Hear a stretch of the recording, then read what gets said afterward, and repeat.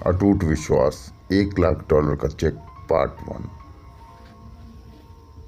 दोस्तों, मेरी बेटी की शादी थी और मैं कुछ दिनों की छुट्टी लेकर शादी के तमाम इंतजाम को देख रहा था।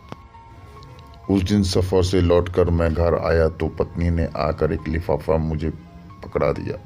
लिफाफा अनजान था, लेकिन प्रेषक का नाम देखकर मुझे एक आश्चर्य मिश्रित जिज्ञासा हुई। अमर विश्वास, एक ऐसा नाम जिसे मिले मुझे वर्षों बीत गए थे। मैंने लिफाफा खोला तो उसमें $1 लाख का चेक और एक चिट्ठी थी। इतनी बड़ी राशि, वो भी मेरे नाम पर। मैंने जल्दी से चिट्ठी खोली और एक ही सांस में सारा पत्र पढ़ डाला। पत्र किसी परी कथा की तरह मुझे अचंभित कर गया। लिखा था, आदरणीय सर, मैं एक छोटी सी भेंट आपको दे रहा हूँ। मुझे नहीं लगता कि आपके एहसानों का कर्ज मैं कभी भी उतार पाऊंगा। ये उपहार मेरी अनदेखी बहन के लिए है। घर पर सभी को मेरा प्रणाम, आपका अमर। मेरी आंखों में वर्षों पुराने दिन सहसा किसी चलचित्र की तरह तैर गए।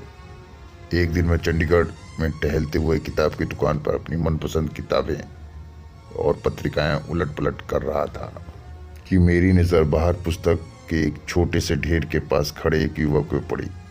वो पुस्तक के दुकान में घुसते हुए संप्रांत व्यक्ति से कुछ अनुनय विनय करता और कोई प्रतिक्रिया न मिलने पर वापस अपनी जगह पर जाकर खड़ा हो जाता। मैं काफ़ी देर तक मूक दर्शक की तरह यह नज़ारा देखता रहा। पहली नज़र में यह फुटपाथ पर दुकान लगाए वालों की तरह जाने वाली सामान्य सी व्यवस्था लगी, लेकिन उस लड़के के चेहरे की निराशा सामान्य नहीं थी। वह हर बार नई आशा के साथ अपनी कोशिश करता, फिर वही निराशा। मैं काफ़ी देर तक उसे देखने के बाद अपनी उत्सुकता दबा नहीं पाया और उस लड़के के पास जाकर खड़ा हो गया। वह लड़का कुछ सामान्य सी विज्ञान की पुस्तकें बेच रहा था। मुझे देखकर उसमें फिर से उम्मीद का संचार हुआ और बड़ी ऊर्जा के साथ उसने मुझे पुस्तक दिखानी शुरू कर दी। मैंने उस लड़के को ध्यान से देखा। साफ सुथरा चेहरा पर आत्मविश्वास, लेकिन पहनावा बहुत ही साधारण। ठंड का मौसम था और केवल एक हल्का सा स्वेटर पहने हुए था। पुस्तकें मेरे किसी काम की नहीं थी, फिर भी मैं न जाने कैसे किसी सम्मोहन से बंधकर उससे पूछा, बच्चे, ये सारी पुस्तकें कितने की है? आप कितने दे सकते हो सर? अरे कुछ तो सोचा होगा तुमने। आप जो दे दोगे, लड़का थोड़ा निराश होकर बोला। तुम्हें कितने चाहिए? उस लड़के ने अब यह समझना शुरू कर दिया कि मैं अपना समय उसी के साथ गुजार रहा हूँ। जैसे ढेर सारी निराशा किसी ने उसके चेहरे पर उड़ेल दी हो।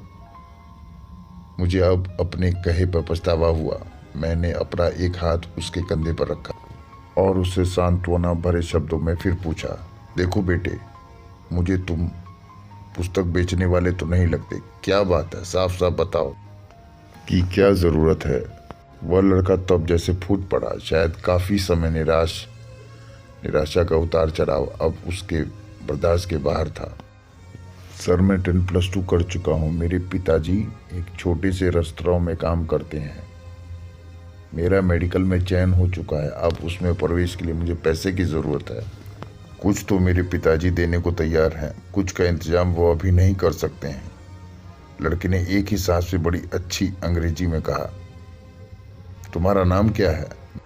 मंत्रमुग्ध होकर पूछा। अमर विश्वास। तुम विश्वास हो और दिल छोटा करते हो। कितना पैसा चाहिए तुमको? 5,000। अब की बार उसके स्वर में दीनता थी। दोस्तों, आपको हमारी ये कहानी अगर अच्छी लगी हो तो हमारे वीडियो को लाइक, चैनल को सब्सक्राइब और शेयर ज़रूर करें। धन्यवाद।